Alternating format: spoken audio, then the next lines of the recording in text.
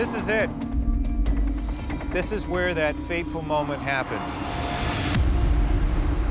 You're tearing me apart!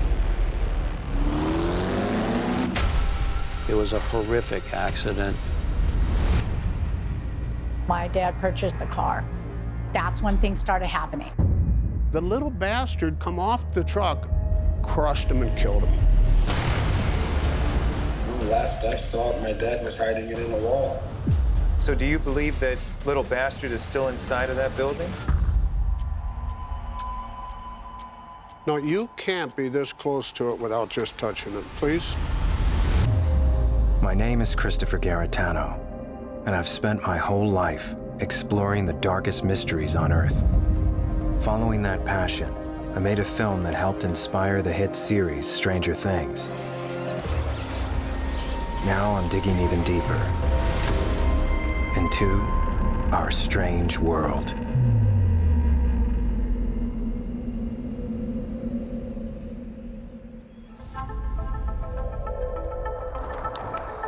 For thousands of years, it's been talked about in story and in cultures throughout the world. A mystical form of envy, deceit, and revenge. In voodoo, it's called a jinx. In other cultures, a hex. But most of us know it as a curse. On September 30th, 1955, James Dean died in a high-speed car crash while driving his brand new Porsche 550 Spyder, nicknamed Little Bastard. But where James Dean died, Little Bastard continued to live on. People afterwards that came in contact with Little Bastard were maimed and even killed. I'm on a quest to find out if an inanimate object can be cursed.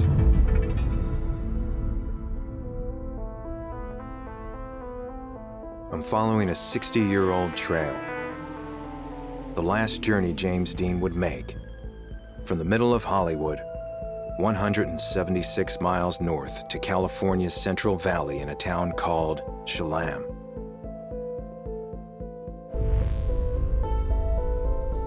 Our stop up ahead is the very site where he crashed and died.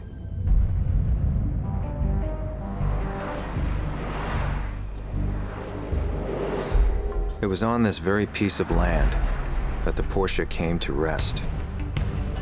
Crumpled like a piece of aluminum foil, a blood-soaked body was trapped inside. An up-and-coming movie star, gone in a flash.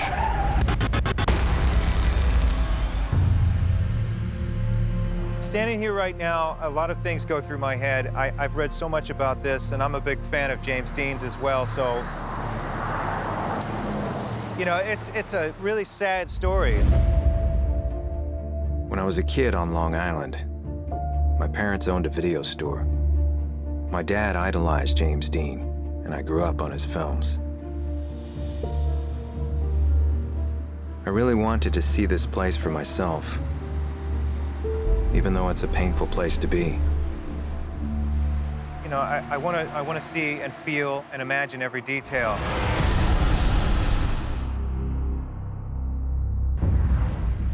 It was a collision that actually ignited a Hollywood legend.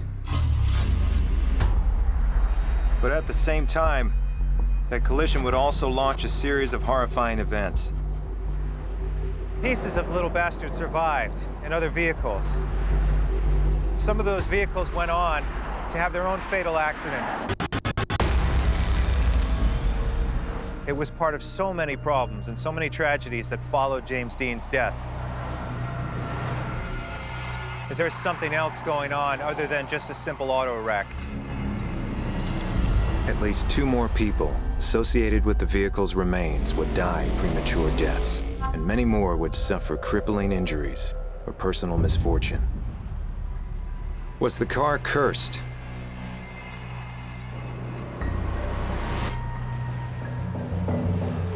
It's time to go back to LA to find the answer.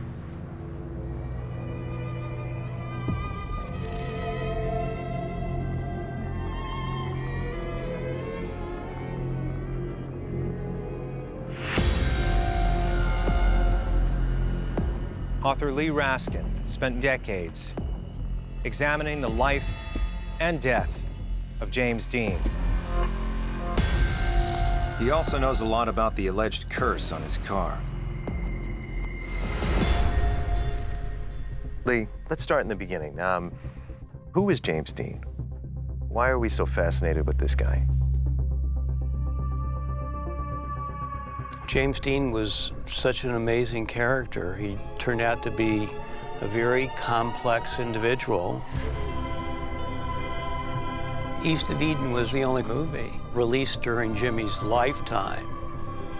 After the filming of East of Eden, Jimmy, within weeks, was performing for Rebel Without a Cause. You're tearing me apart! What? You say one thing, he says another, and everybody changes back again!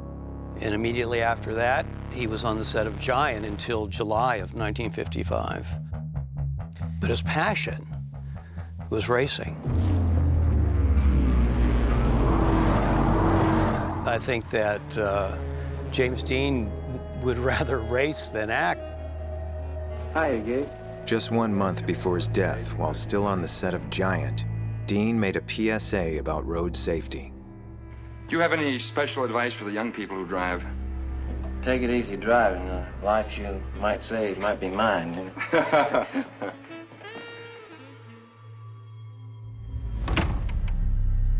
At the time, the ad-lib line just seemed like a silly riff.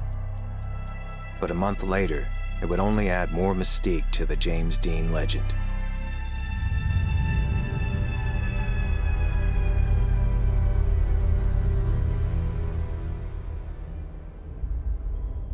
How did the accident happen?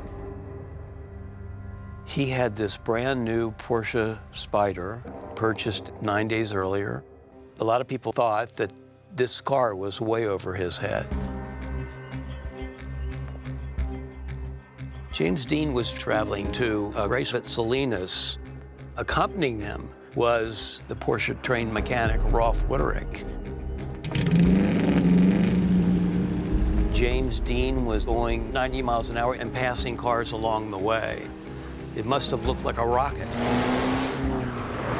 He was headed towards a junction. There was a car coming in the opposite direction that was going to turn in front of James Dean. I think that his reaction was, I'm a race car driver and I'm going to have to outmaneuver this car. But he lost control and the two cars basically hit head on.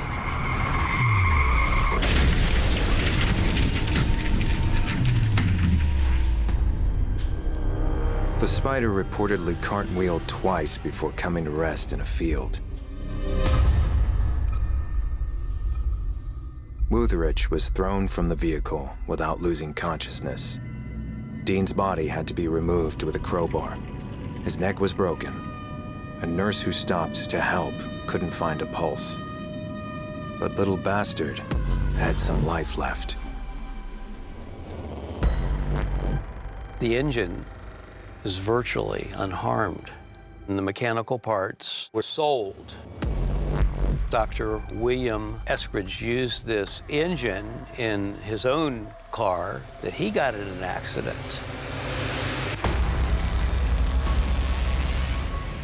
And that he had lent parts to his good friend, another surgeon, Dr. Troy McHenry. McHenry was involved in a fatal accident where he lost his steering, crashed into a tree, and killed himself.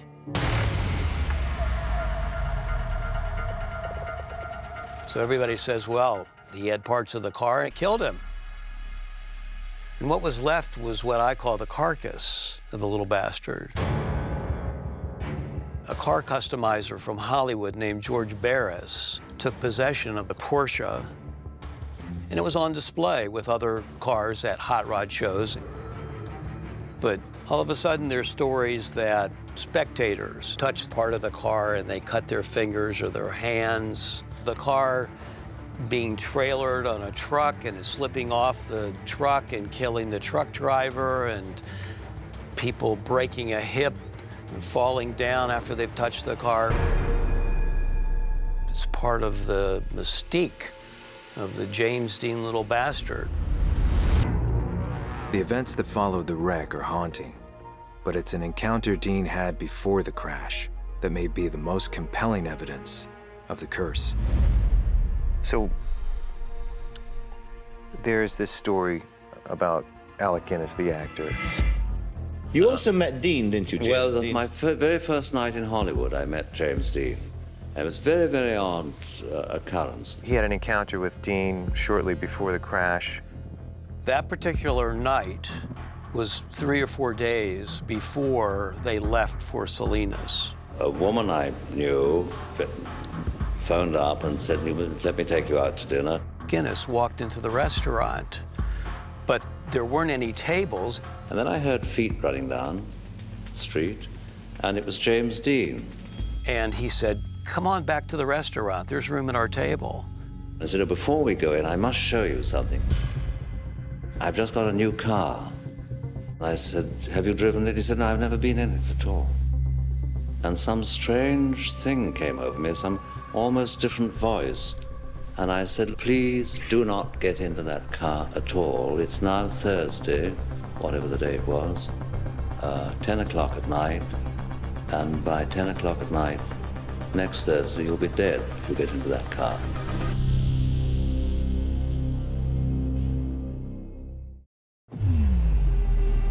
In late September 1955, actor Alec Guinness met James Dean in an LA restaurant and made an alarming prediction about Dean's brand new Porche Spyder. Little bastard. And I said, if you get into that car at all, it's now Thursday, whatever the day it was, 10 o'clock at night, and by 10 o'clock at night, next Thursday, you'll be dead if you get into that car.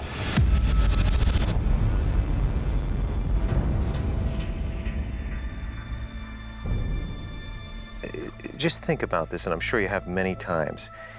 Why would you say that to somebody who shows you their brand new car? Why would he turn around and say that to him when he knew he was so happy about it? Maybe he was clairvoyant. Is it possible? Have you ever had a psychic experience? I have. I have too. Do you believe that that's what it was? I do. That he had a premonition? It's a very strong circumstance. Alec Guinness's warning to James Dean still resonates in my mind. It's hard to believe what Guinness said to him was sheer coincidence.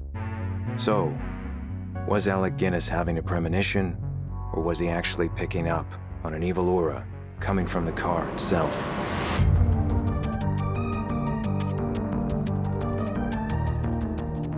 I'm on my way to see Joji Barris. This is the daughter of George Barris. George is the man who acquired Little Bastard after the accident. He's also the last person to see it before the car disappeared. George passed away a few years ago, but his stories remain within his family, and I'm hoping that Joji Barris can shed some light on the situation. Joji, thank you so much for having me here. Can you tell me about Barris Custom? This is my dad's shop since the 60s. He created some of the most iconic cars in the world. One of the famous cars you know of is the Batmobile. He did Beverly Hillbillies, the Munster Coach. Tell me, where did he befriend James Dean? He met him on the set of Rebel Without a Cause.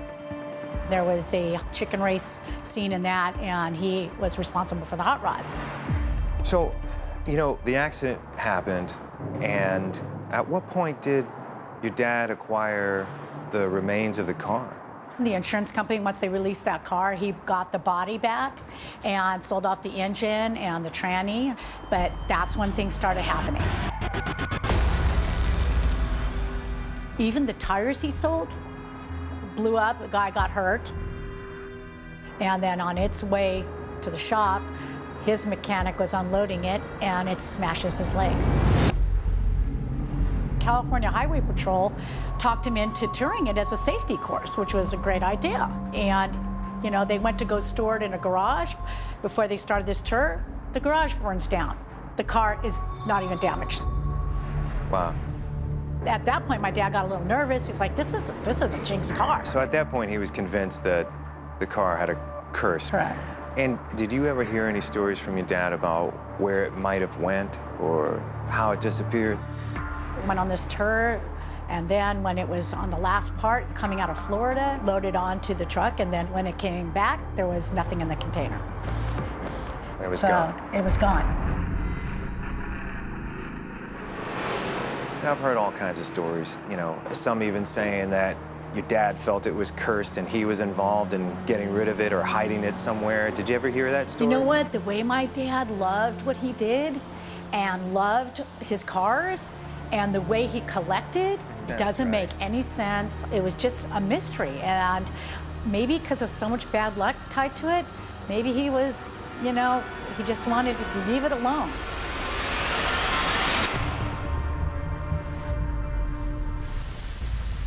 Little bastard sure seemed dangerous to be around. But if it was cursed, it makes me wonder who did the cursing in the first place. I've recently discovered some disturbing rumors that James Dean rubbed elbows with LA's Satanist scene in the months before his death.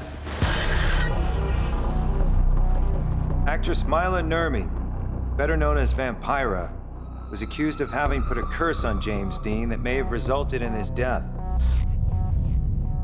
Vampira died in 2008, so I can't ask her about the curse. But I can still try to find Dean's car. I don't know if Dean's death was the result of a satanic curse, but I do know of another 1950s icon who had well-known ties to Satanism, and who also died in a gruesome car crash. Jane Mansfield was an iconic blonde bombshell, actress and nightclub performer, whose career was cut short on June 29, 1967, when her car collided with a tractor trailer, killing her instantly. Unlike Little Bastard, the 1966 Buick Electra is still around, and I'm curious to know what kind of energy could linger in a car after someone's lost their life in it. Scott, thank you so much for having me here. Welcome to my little museum. So what am I looking at right now? This is the car where Jane Mansfield and her boyfriend Sam Brody and another man by the name of Ronnie Harrison were killed on June 30th of 1967. It was Jane in the passenger seat, her boyfriend Sam Brody, and Ronnie Harrison, the driver.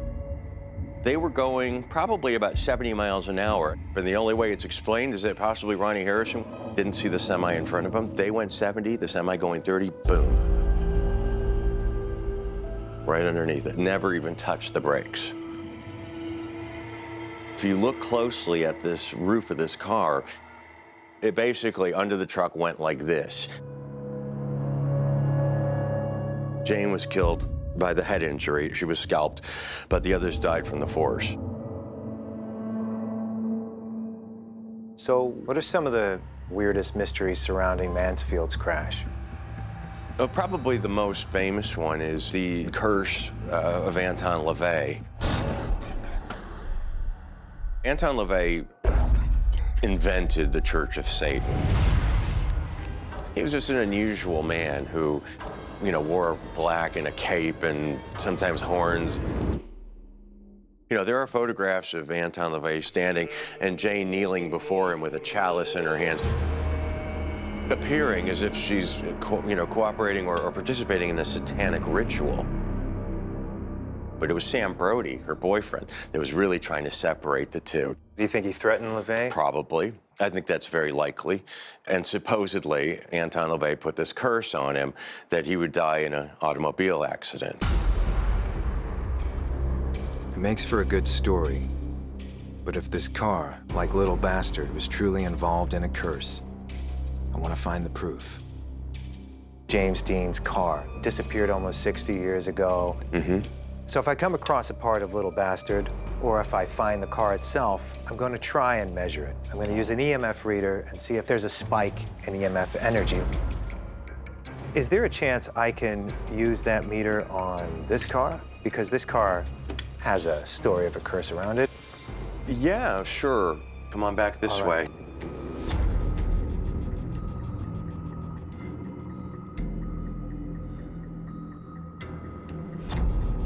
What I have here is an EMF reader. This is typically used by a lot of ghost hunters in poltergeist situations.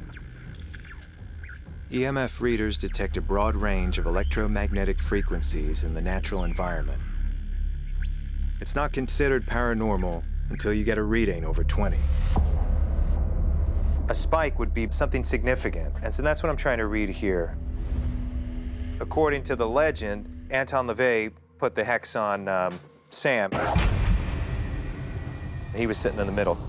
So I'm gonna hold this over the middle over here.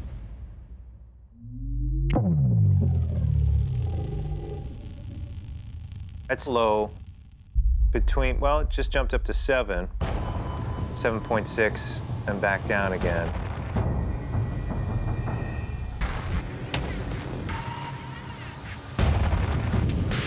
So I'm gonna hold this meter where Jane Mansfield died.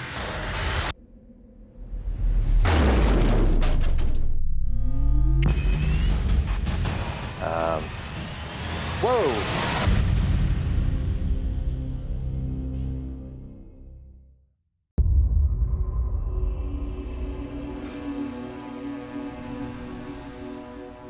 I'm on a quest to prove that James Dean's Porsche 550 Spyder, little bastard, is cursed. But right now I'm examining another vehicle said to have a hex on it. The Jane Mansfield death car. So I'm gonna hold this meter where Jane Mansfield died. Okay. If there's a reading above 20, it may indicate a curse.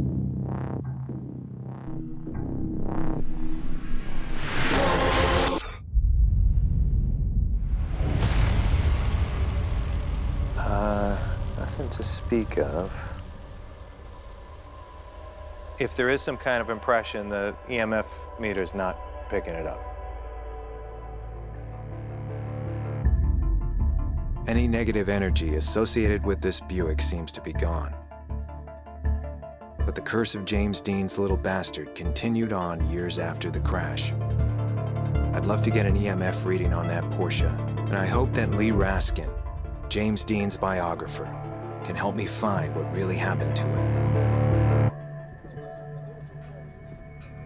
Lee, I have a few more questions I want to ask you, and they're important ones. Is it possible that someone really believed it was cursed and had it destroyed? I think a regular person easily could believe that the car and the events were cursed. Easily. So please tell me what you really think happened to the chassis. Where do you think it is? Before George Barris died, I asked George, I said, look, a lot of time's gone by, why don't we meet and put everything up on the table? And he said, you know, Lee, you've uncovered a lot of facts over the years, but I like the story just the way it is. I think George decided to get rid of the car, but to capitalize on its disappearance into thin air. They say, I don't believe that George Barris would have destroyed the car, especially being the man that everyone says he was. He was this promoter, he was interested in making money. Why would you destroy a car of that value? I would love for you to be able to find the little bastard. And I will tell you that on the 50th anniversary of James Dean's death, the Valo Auto Museum in Illinois advertised a reward of $1 million for the discovery of the missing little bastard chassis. $1 million. There was quite a bit of press and media attention that they were sure they were going to find the car.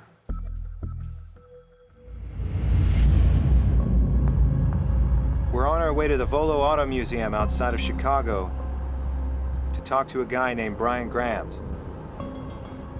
A lot of people feel like, you know, little bastard has vanished, it's gone forever. But I don't believe that. There's too many people like me who are passionate Dean fans who care about the truth. I think someone out there knows exactly where it is, and and is keeping it secret.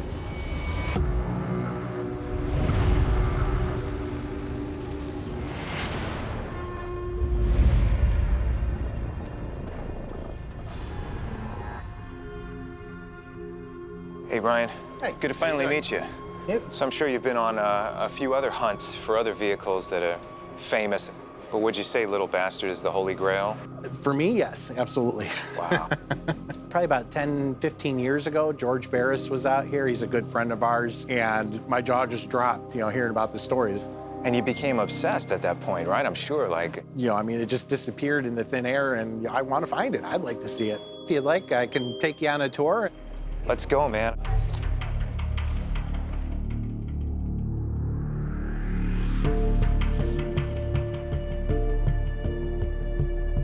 Oh, wow. Amazing.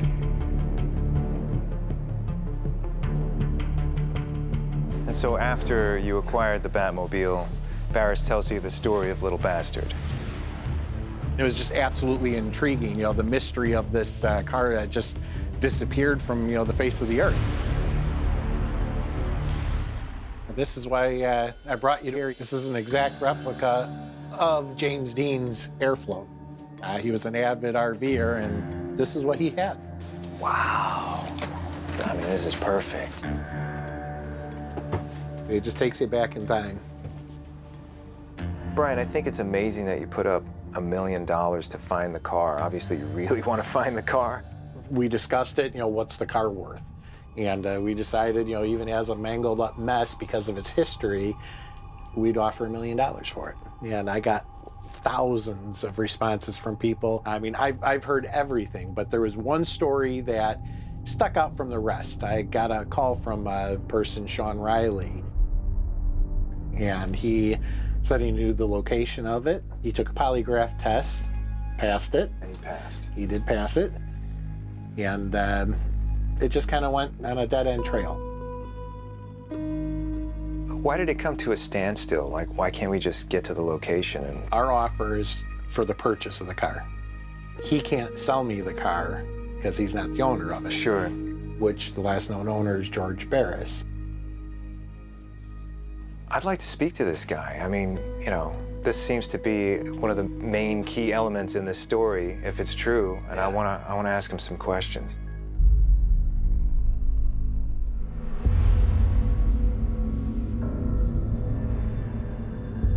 I don't care if Sean Riley owns Little Bastard or not. I don't want to buy it. I just want to find out if the car is cursed. Maybe he'll tell me where it's hidden. Hello? Hello, Sean. Can you see me? Yes, now I can see you. I'm Christopher. Nice to meet you. Nice to meet you, Christopher. I guess I could start this conversation off by, what can you tell me about James Dean's car? As a kid in Whatcom County, Washington, I went with my dad to go to a project, and I met a whole bunch of guys there in a wrecked up car. George Barris was there, the property owner was there, the California Highway Patrol was who made the contact through everybody to get it hidden because of its curse, and everywhere they'd taken it to do highway safety stuff, bad things have happened. So George Barris was there during the time? George Barris, he told me exactly why he wanted to hide it.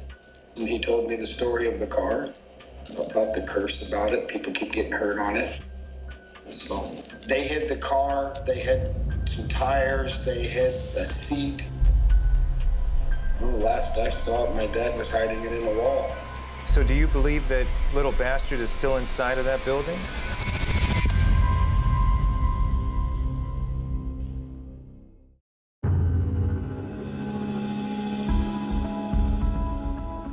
My hunt for James Dean's cursed Porche, Little Bastard, has finally turned up a potential witness.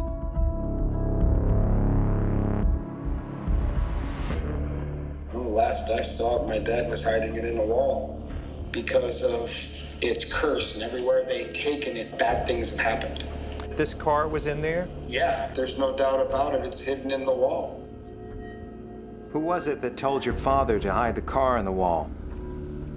I believe a sheriff. He was one of the people that worked closely with my father, who was the president of the State Sheriff's Policy Association of the state of Washington. So he was very well connected.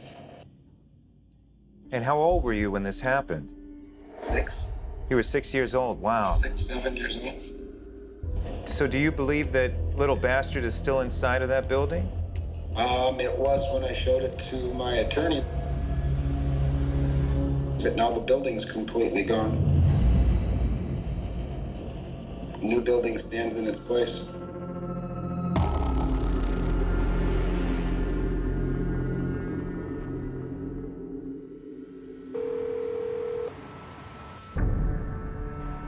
Brian? Hey, Brian, it's Chris Garetano. So I spoke to Sean Riley, and I heard his whole story. To me, it sounded very believable, but unfortunately, the building that he claims little bastard was hidden in is gone.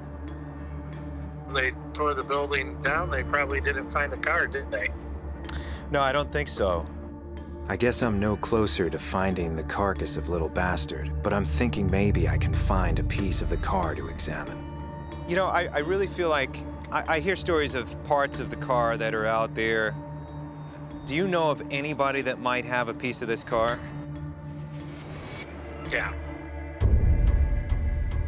My buddy Wayne over at Historic Auto Attractions, he's got the only surviving piece of the James Dean car, and it's been forensically tested and proven to be from his car. I need to see this. I have to see this. It's quite eerie.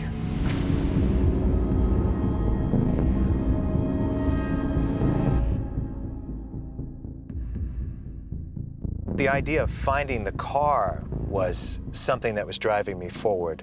It wasn't until later that I realized there was a piece of the car somewhere that I could see. And so now I'm here, and the quest really is to take a measurement of electromagnetic waves or an electromagnetic field reading. Perhaps a spike in the EMF would show us that this retains some kind of energy, which would identify a curse. Are you nervous about being that close to a piece of the supposedly cursed car?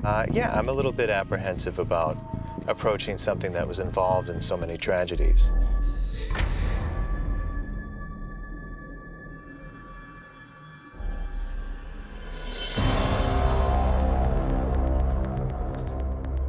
I know why you're here. You want to see the piece of the little bastard. Yes, I do.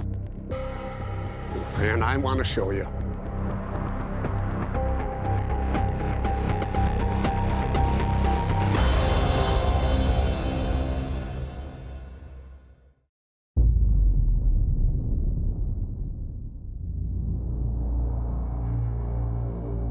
So Wayne, this is the only piece of the Porsche 550 Spyder that James Dean tragically died in.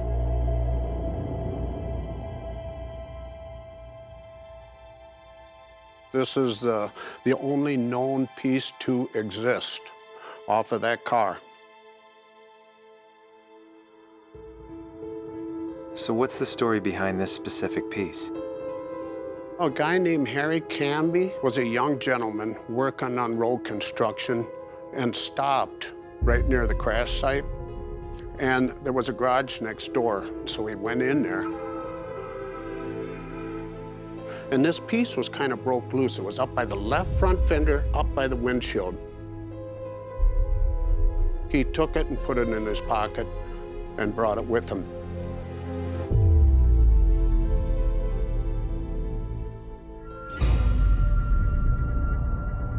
So, do you believe that this piece or the car itself was cursed?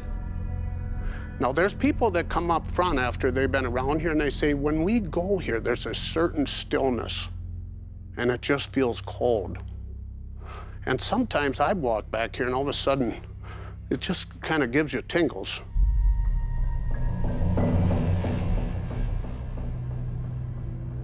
But to sit here next to an artifact that is the car, it's part of the car, it was there at the crash, it was there when James Dean died, it certainly has an effect on me, you know.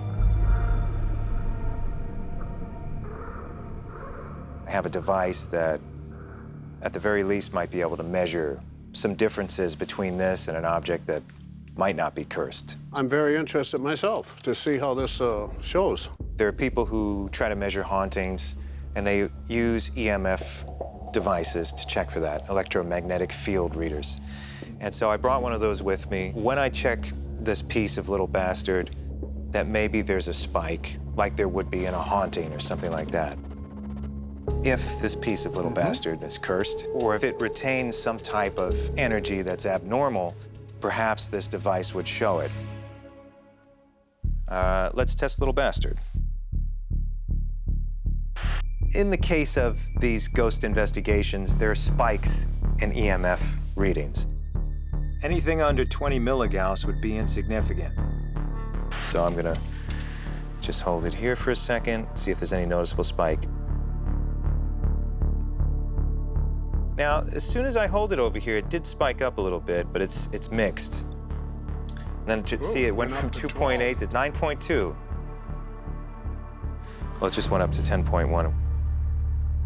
So it's going up.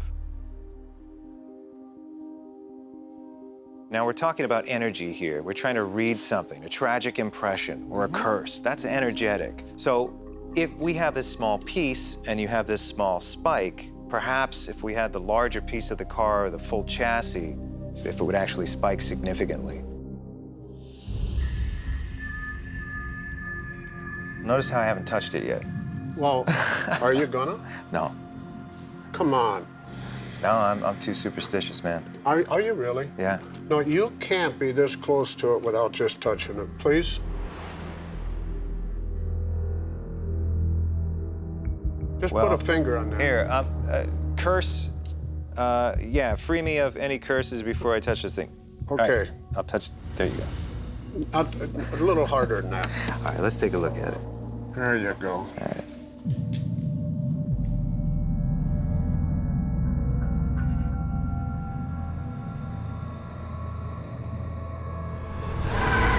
This is a Jinx car.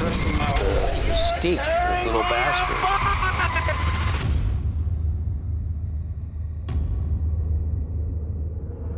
You notice a piece of the glass is kind of embedded in it? You can see where it was riveted on there. Being all aluminum made the car have a lot of performance, but it had bad handling characteristics. It's just amazing to be holding this thing right now. I was certainly apprehensive about touching this thing because you never know. I mean, it did cause a lot of trouble, but maybe the energy, if there is a curse on this object, that it's been depleted a bit because it's a separate piece. And I don't know the science of curses. All I know is that it's a considerable possibility. Yeah. Oh, what was that? What? I just saw a big spike. I don't know what that means, but it just spiked up to 43. Oh, look, whoa, you see? 217.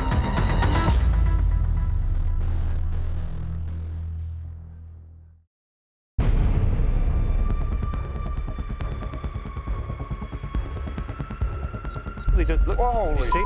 217. It just spiked again. I think little bastard's getting angry. This is beyond what I ever expected. The tiniest scrap of James Dean's death car still seems to possess a lot of unexplained energy. Look. It just did it again. It spiked. As soon as I put it down, leveled face towards the object, it spiked up.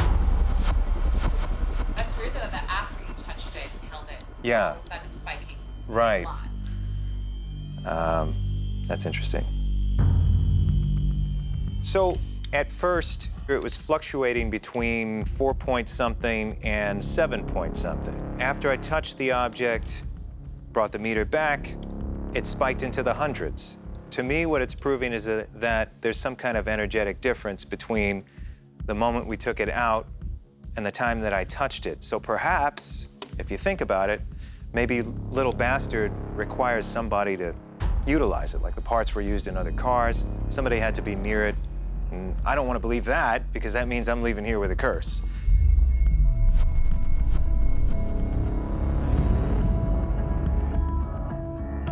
There was a reaction when I held it. some kind of energy about it, to me. I'm a little suspicious of these things, or at least cautious, so holding it, in my opinion, is taking a bit of a risk if you're a spiritual person or you believe in these things, and I do a little bit. I think I'm gonna have the crew drive me back today, just in case.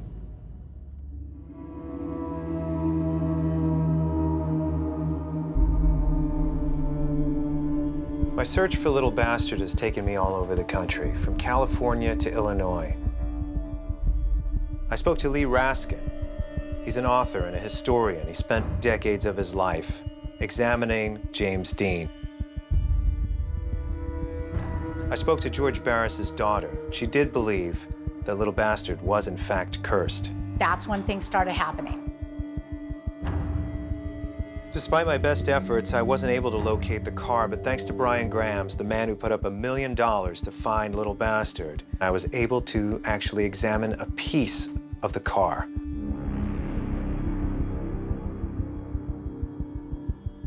To my surprise, the test with the EMF reader indicated there's some sort of abnormal energetic presence emanating from that section of the Porsche's body. Oh, look, Holy see? 217. Is that energy an echo of the tragedy that ended Dean's life? Or is it the lingering impression of a curse? All I know for sure is that when I held that hunk of twisted metal in my hand, I felt something dark. That feeling, and the many tragic instances tied to the wreck of the Porsche 550 Spyder, has led me to believe that the curse is very real. I don't know if someone close to Dean placed a hex on him or if his tragic death created the curse, but I can only hope that I left it behind in Chicago with the last remaining piece of James Dean's Little Bastard.